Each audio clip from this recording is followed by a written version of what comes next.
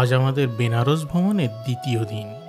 প্রথম দিনে আমরা দর্শন করেছি কাশী বিশ্বনাথ মন্দির, মাতা অন্নপূর্ণার মন্দির, দেখে নিয়েছি দশাশ্বমেধ ঘাটের সন্ধ্যা আরতি, আর গঙ্গাবক্ষ থেকে উপভোগ করেছি বেনারসের সন্ধ্যার রূপ। আর তার সাথে এক্সপ্লোর করেছি বেনারসের বিখ্যাত কিছু খাবারের দোকান। ঘুরতে ঘুরতে আমি নানান তথ্য শেয়ার করেছি আমার বেনারস ভ্রমণের দ্বিতীয় পর্বের ভিডিওতে। যারা মিস করেছেন তারা উপরের আই বাটন বা নিচের ডেসক্রিপশন বক্সে দেওয়া ভিডিও লিঙ্ক থেকে দেখে নিতে পারেন। আজকের ভিডিওয় দ্বিতীয় দিনে আমরা কি কি অ্যাক্টিভিটি প্ল্যান করেছি তা যেতে যেতে আপনাদের বলবো। তো চলুন আজকের এপিসোড শুরু করা যাক। এখন বাজে ভোর 4টে। হোটেল থেকে একটা টোটো করে এগোচ্ছি অস্সি ঘাটের দিকে। বহু মানুষই বেনারসে এসে দশাশ্বমেধ ঘাটের সন্ধ্যারতি দেখেন, কিন্তু অনেকেই জানেন না অস্সি ঘাটে ভোরবেলাতে একটা মঙ্গল আরতি অনুষ্ঠিত হয়। কিন্তু শুধু আরতি দেখার জন্যই কি এত সকালে ওঠা? তা নয়, এই আরতির আনুষাঙ্গিক আরও কিছু প্রোগ্রাম এই অস্সি ঘাটের মঙ্গল আরতিকে অনেক বেশি স্পেশাল করে তোলে। বহু বছর আগে লখনৌ নবাবের এক প্রতিনিধি বেনারসের এই ঘাটের গায়েই থাকতেন। প্রত্যেক দিন ভোরে সূর্য নমস্কার সেরে শুরু হতো তার রাজদরবারের কাজ। কোনো এক সুন্দর সকালে তার মুখ থেকে প্রথম উচ্চারিত হয় সুবাহি বেনারস, এবং তারপর থেকে অস্সি ঘাটের বহু প্রচলিত এই কালজয়ী শব্দ 2014 সালে এক অন্য মাত্রা পায়। সরকারের উদ্যোগে বেনারসের আদি মহিমা এবং সকলের মধ্যে শান্তি, সম্প্রীতি এবং সুস্থতার মূল্যবোধ ছড়িয়ে দেওয়ার উদ্দেশ্যে এখানে চালু হয় এক বিশেষ অনুষ্ঠান, যার নাম রাখা হয় সুবাহি বেনারস। আরতির পাশাপাশি বৈদিক মন্ত্রোচ্চারণ, শাস্ত্রীয় সঙ্গীতের আসর এবং সবশেষে যোগচর্চার এই অনুষ্ঠান শুধু যে ভারতীয়দের আকর্ষণ করেছে তা নয়, বহু বিদেশিদের টেনে এনেছে এই বেনারসে। ভোর 5টা থেকে প্রভাতী আরতি শুরু হয় এবং পুরো প্রোগ্রামটা শেষ হতে সময় লাগে মোটামুটি 1.5 ঘন্টা।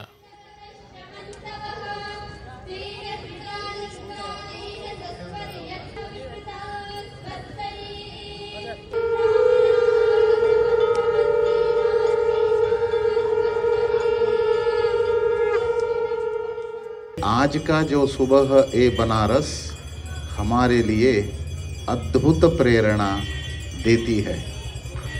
मेरे जीवन में आज एक बहुत बड़ा परिवर्तन का दिन, ऐसी अनुभूति आज मुझे हुआ है। इसको बताने के लिए मैं संकोच नहीं कर रहा हूँ। साक्षात शिवजी की कृपा के कारण ही यह संभव हो सकता है। एक ही बात कह के मैं समाप्त करता हूँ। 3 भस्म करना है, 3 प्रज्वलित करना है इस अग्नि में। कृष्ण गीता में कहता है ज्ञानाग्नि दग्ध कर्माणो, ज्ञान के अग्नि में 3 भस्म कर डालो और 3 प्रज्वलित करो। कौन से 3 भस्म करना है? मोह, कर्म के प्रति जो आसक्ति और फल की इच्छा, ये तीनों को अंदर भस्म करना है और 3 प्रज्वलित करना है। वो है निष्काम, निर्मम और निरहंकार। इन तीनों को प्रज्वलित करना है। आज की यज्ञ का संदेश 3 भस्म करना, 3 प्रज्वलित करना। इससे ही आलय, विद्यालय और देवालय ये परिवर्तन का केंद्र जब बन जाता है तो निश्चित रूप से भारत विश्वगुरु बनने में देर नहीं लगता। ऐसे हम सभी करें। ऐसी ही प्रेरणा गंगा जी के तट पर और शिव जी के सानिध्य में हमें मिलता है। हमारे यहाँ से हम प्रस्थान करने के बाद भी ये शिव जी का सानिध्य और गंगा जी के आशीर्वाद हमें मिलता रहे। उन्हीं के साथ हम यहाँ से प्रस्थान करें, ऐसी विनम्र निवेदन आप सभी के चरणों में करते हुए मैं मेरे वाणी को विराम देता हूँ। कोटि कोटि प्रणाम।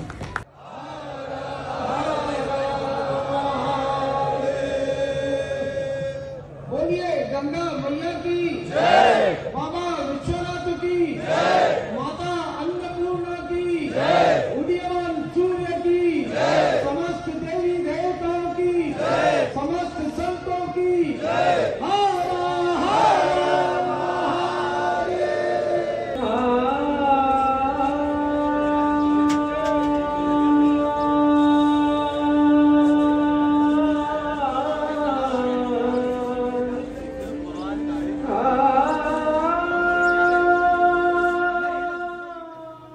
হাজার হাজার বছরের প্রাচীন এই বেনারস সমৃদ্ধ মূল্যবোধে, সমৃদ্ধ আধ্যাত্মিক চর্চায়, সমৃদ্ধ শাস্ত্রীয় সঙ্গীতে।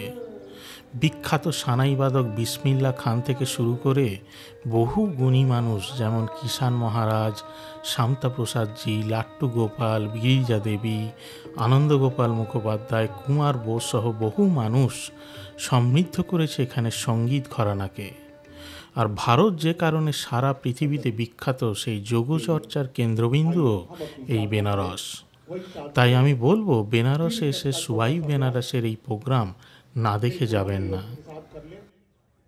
समय हम देख रहे हैं, अभ्यास में आप तल्लीन रहे, कर ले साधना पूरी सहजता पूर्वक, पूरी समय 14, 15, 16, 17, 4, 1। एक बार आओ, फिर के लास्ट झुकिए, रुकिए, 1, 2, 3, 4, बस। অস্সিঘাটের এই প্রোগ্রাম শেষ হওয়ার পর আপনারা চাইলে এখান থেকে একটা নৌকা করে গঙ্গাবক্ষে একটু ঘুরে নিতে পারেন, অথবা আপনারা যদি চান তাহলে এখানের শেয়ার নৌকা করে চলে আসতে পারেন আপনাদের নিকটবর্তী ঘাটে। আমরা এখন উপভোগ করব বেনারসে চালু হওয়া ক্রুজ পরিষেবা, এবং এতে করে পরিক্রমা করব বেনারসের 84টা ঘাট। অস্সিঘাট থেকে মাত্র 600 মিটার দূরেই আছে সন্ত রবিদাস ঘাট।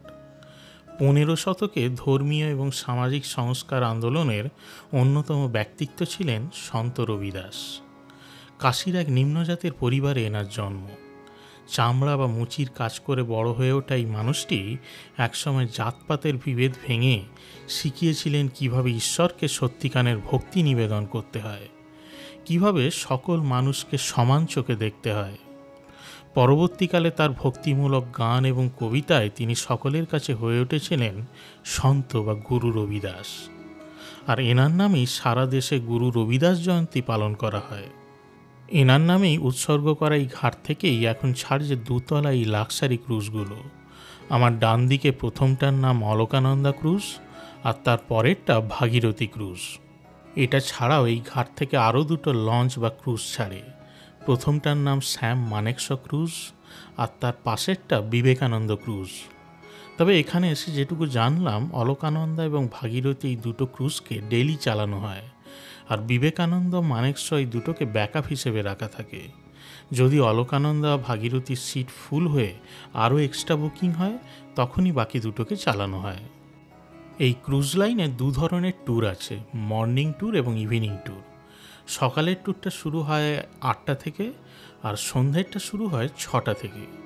সব ক্রুজই 1.5 ঘন্টা ঘুরিয়ে আবার আপনাকে ছেড়ে দিয়ে যাবে এই ঘাটে, অর্থাৎ বোর্ডিং পয়েন্ট আর ডিবোর্ডিং পয়েন্ট দুটোই রবিদাস ঘাট। আমরা এখন ঢুকছি অলকানন্দা ক্রুজে। এই ক্রুজের টিকিট বুকিংয়ের পদ্ধতি, কত ভাড়া পড়ে, ভাগীরথী নাকি অলকানন্দা কোনটা ভালো, কোনটার কি ফেসিলিটি, কি নিয়মাবলী আছে, তা নিয়ে একটা সম্পূর্ণ আলাদা রিভিউ ভিডিও দেওয়া আছে আমার চ্যানেলে। উপরের আই বাটন বা নিচের ডেসক্রিপশান বক্সে দেওয়া লিঙ্ক থেকে আপনারা দেখে নিতে পারেন। অলকানন্দা ক্রুজ সকাল এবং সন্ধ্যা দুবেলাই ট্যুর করায়, কিন্তু ভাগীরথী এখনও পর্যন্ত অর্থাৎ ফেব্রুয়ারি 2024 পর্যন্ত শুধু ইভিনিং ট্যুরই করায়। অলকানন্দায় টিকিটের ভাড়া 1000 টাকা প্রতিজন, আর ভাগীরথীর টিকিটের ভাড়া একটু কম, 700 টাকা প্রতিজন। হ্যাঁ, ভাড়াটা অবশ্যই বেশি। ফ্যামিলি বা গ্রুপে আসলে একটা নর্মাল বোট ভাড়া করাটাই অনেক সাশ্রয়ী হবে। তবে বেশি পয়সা দিয়ে আপনি কি কি পাচ্ছেন তা রিভিউ ভিডিও থেকে দেখে নিন। এই ভিডিওয়ে আমি বর্ণনাকে সংক্ষিপ্ত রাখলাম।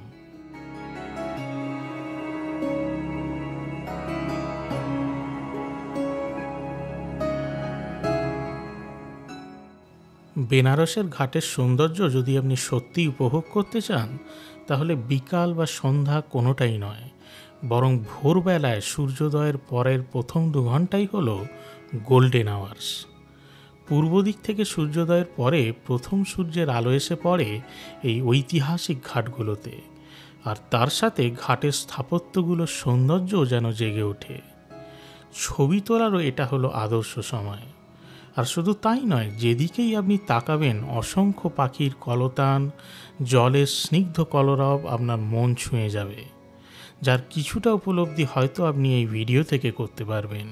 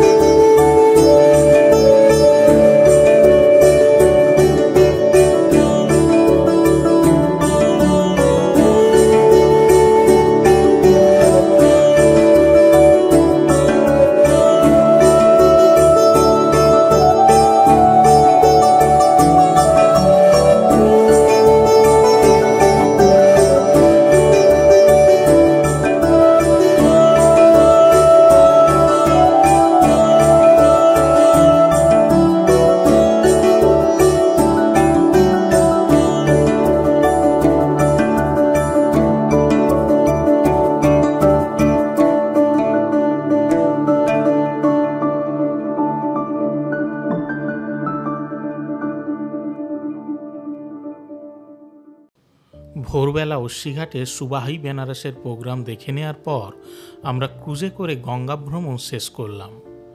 এখন বাজে 9:30। খিদেও পেয়েছে প্রচুর, তাই ব্রেকফাস্টটা সেরে নেওয়ার জন্য আমরা চলে এলাম রবিদাস গেটের সামনে। অস্সিঘাট বা রবিদাস ঘাট থেকে খুব কাছেই একটা জায়গার নাম লঙ্কা, আর সেখানেই রবিদাস গেটের চৌরাস্তার মোড়ে আছে বেশ কিছু নামকরা খাবার দোকান।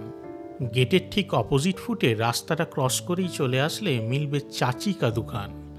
100 বছরের পুরনো রাস্তার উপরের ছোট্ট এই দোকানটা কচুরি আর জিলিপির জন্য প্রসিদ্ধ। কচুরির ভেতরের পুরটা উড়দ ডাল আর হিং দিয়ে বানানো। কচুরিটা কিন্তু বেশ ভারী, 4 পিস যদি খেয়ে নেন তাহলে আর বহুক্ষণ খিদে পাবে না। আর আলু, কুমড়ো, ছোলা মিশিয়ে তৈরি এই সবজিটা কিন্তু দারুণ টেস্ট। রবিদাস গেটের অপোজিটে রাস্তার উপর আরেকটা বিখ্যাত দোকান হলো পালোয়ানের লস্যি। চাচির কচুরির দোকানের কাছে এই দোকানটা। এখান থেকে আমরা নিলাম পালোয়ানের স্পেশাল লস্যি। বেনারসের সমস্ত জায়গাতেই দুধের প্রোডাক্টের টেস্ট খুবই ভালো, আর এদের এখানে স্পেশালিটি হলো ওপরের এই ক্ষীরটা। লস্যিটা কিন্তু বেশ ঘন, আর এই উপরের ক্ষীরের টেস্টটা অসাধারণ। এই লস্যিটা ছোট ভাঁড়ে নিলে পরে 40 টাকা, আর বড় ভাঁড়ে 60 টাকা। বেনারসে এসে বেনারসের পান মিস করলে চলবে না। সকলেরই হয়তো মনে আছে গানে অমিতাভ বচ্চনের সেই বিখ্যাত ডায়ালগ, খাইকে পান বানারস বালা। তাই পান প্রেমীদের জন্য এখানের বিখ্যাত দোকান কেশব তাম্বুল ভান্ডার। দোকানটা রবিদাস গেটের কাছেই, তাই কয়েকটা পান এখান থেকে তুলে নিই।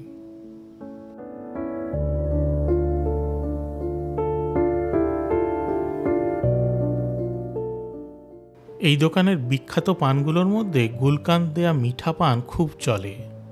দাম পড়ে প্রতি পিস 30 টাকা। আর আরেকটা আছে বেশ বড় সাইজের পান, প্রচুর মশলা দেয়া থাকে, নাম হচ্ছে গিলাউরি পান। এটাও কিন্তু এখানের খুব বিখ্যাত।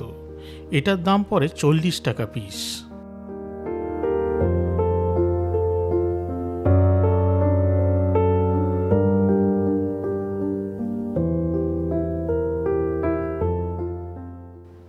অস্সিঘাট অথবা আমরা এখন যেখানে খেলাম সেই রবিদাস গেট থেকে কাছাকাছি দূরত্বেই রয়েছে বেশ কতগুলো দেখার জায়গা। তাই আমাদের নেক্সট প্ল্যান, আমরা এখান থেকে প্রথমে চলে যাব সংকটমোচন হনুমান মন্দিরে, তারপর তুলসী মানস মন্দির, এবং সবশেষে বেনারসের দুর্গা মন্দির। এগুলো দেখার পর আমরা লাঞ্চ সেরে নিয়ে বেরিয়ে পড়ব বেনারস হিন্দু ইউনিভার্সিটি চত্বরের ভেতর নতুন গড়ে ওঠা বিশ্বনাথ মন্দিরে। তারপর রামনগর ফোর্ট ঘুরে দেখে ফিরে যাব হোটেলে। আমরা এখন চলে এসেছি সংকটমোচন হনুমান মন্দিরে। এখানে জুতো, ক্যামেরা, মোবাইল সব কিছু লকারে রেখে তবেই ঢুকতে হয়। মনে রাখবেন দুপুর 12টা থেকে 4টে পর্যন্ত কিন্তু দর্শন বন্ধ থাকে, তাই এই সময়টা অ্যাভয়েড করবেন। এরপর আমরা পৌঁছে গেলাম সত্যনারায়ণ তুলসী মানস মন্দিরে। তুলসীঘাটের কাছেই অবস্থিত কাশীর এই জায়গায় একসময় বসবাস করতেন গোস্বামী তুলসীদাস, যিনি রামচরিত মানস গ্রন্থের রচয়িতা। 1964 সালে ডক্টর সর্বপল্লী রাধাকৃষ্ণন এই মন্দিরের প্রতিষ্ঠা করান। মন্দিরের মাঝে রাম দরবারে রাখা আছে শিব পার্বতীর মূর্তি। এছাড়াও রামচরিত মানুষে বর্ণিত সব দেবদেবীর মূর্তিও এই মন্দিরে আছে। মন্দিরের দ্বিতীয় তলায় শ্বেত পাথরের দেয়ালে খোদাই করে লেখা হয়েছে সম্পূর্ণ রামচরিত মানস। দেওয়ালে রামায়ণ মহাভারতের ঘটনাবলীও খুব সুন্দরভাবে আঁকা রয়েছে। আর মন্দিরটা কিন্তু দুপুর 12টা থেকে 3:30 পর্যন্ত বন্ধ থাকে, তাই 12টার আগেই ঢুকে যাওয়ার চেষ্টা করবেন। আমরা এখন উপস্থিত কাশীর সব থেকে পুরনো দুর্গা মাতা মন্দিরে। প্রায় 18 শতকে এটা নির্মাণ করা হয়েছে। লাল রঙের মন্দিরের পেছনেই আছে একটা জলাশয়, যেটা অনেকেই দুর্গাকুণ্ড নামে বলে থাকেন। এই মন্দির দুপুর 1টা থেকে 3টে পর্যন্ত কিন্তু বন্ধ থাকে, তাই সময়টা খেয়াল রেখে কিন্তু ঢুকবেন। এবারে আমাদের নেক্সট গন্তব্য বেনারস হিন্দু ইউনিভার্সিটি, কিন্তু তার আগে লাঞ্চটা সেরে নিতে হবে। বিএইচইউ ক্যাম্পাসে ঢোকার আগে বিএইচইউ লঙ্কা রোডের উপর বেশ কয়েকটা ভালো ভালো দোকান আছে, যেমন ধন্যবাদ foods, capsicum food court, the hunger restaurant. এখানে আপনারা ভেজ নন ভেজ 2 ধরনের খাবার পেয়ে যাবেন। যে কোনো একটা থেকে আপনারা লাঞ্চ সেরে নিতে পারেন। এবারে আমরা ঢুকছি বেনারস হিন্দু ইউনিভার্সিটি ক্যাম্পাসে।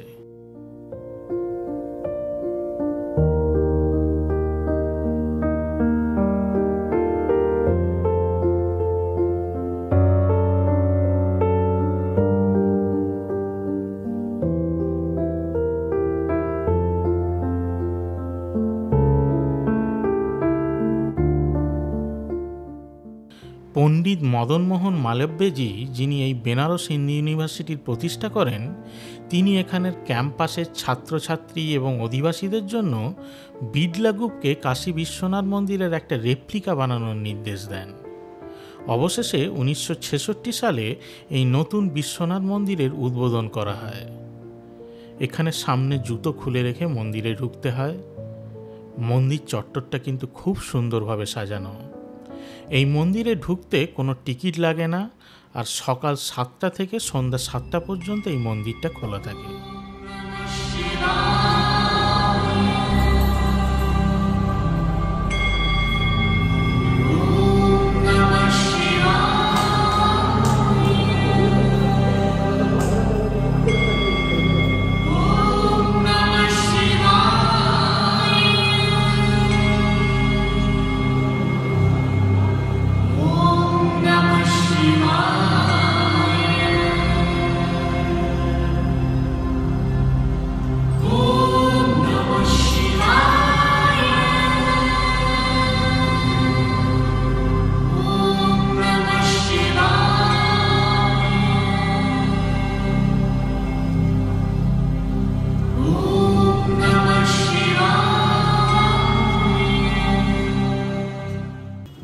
এবারে আমরা গঙ্গা পেরিয়ে চলেছি পূর্ব দিকের ঘাটে, অর্থাৎ বেনারসের ঘাটগুলো গঙ্গার যেদিকে ঠিক তার অপর পারে আমরা চলেছি।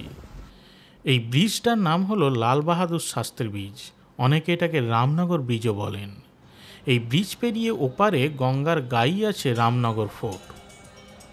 1750 সালে কাশীর মহারাজা বালওয়ান সিং এই দুর্গ নির্মাণ করান। এখানেই তার বাসস্থান এবং রাজদরবার। মোগল আদরে তৈরি এই দুর্গ নির্মাণ করা হয়েছিল লাল বালিপাথর দিয়ে। এই চত্বরের মধ্যে মহাভারতের রচয়িতা বেদব্যাসকে উৎসর্গ করে রয়েছে একটা মন্দির। রিপেয়ারের কাজ চলছিল, তাই আমরা ঢুকতে পারলাম না। ফোর্টের ভেতর রাজার ব্যবহৃত বহু দুষ্প্রাপ্য জিনিস নিয়ে করা হয়েছে একটা মিউজিয়াম। মিউজিয়ামটা 5টার পর কিন্তু বন্ধ হয়ে যায়, তাই খেয়াল করে 4টের মধ্যেই ঢুকে পড়ার চেষ্টা করবেন। মিউজিয়ামটা কিন্তু দেখার মতো। রয়েছে হাতির দাঁতের তৈরি বিভিন্ন আসবাব, রয়েছে মায়ানমার থেকে আনা দুষ্প্রাপ্য অস্ত্রশস্ত্র, তরোয়াল, বন্দুক, রয়েছে কাঠের আসবাব, ভিনটেজ গাড়ি এবং রয়েছে বহু পুরনো পাণ্ডুলিপি।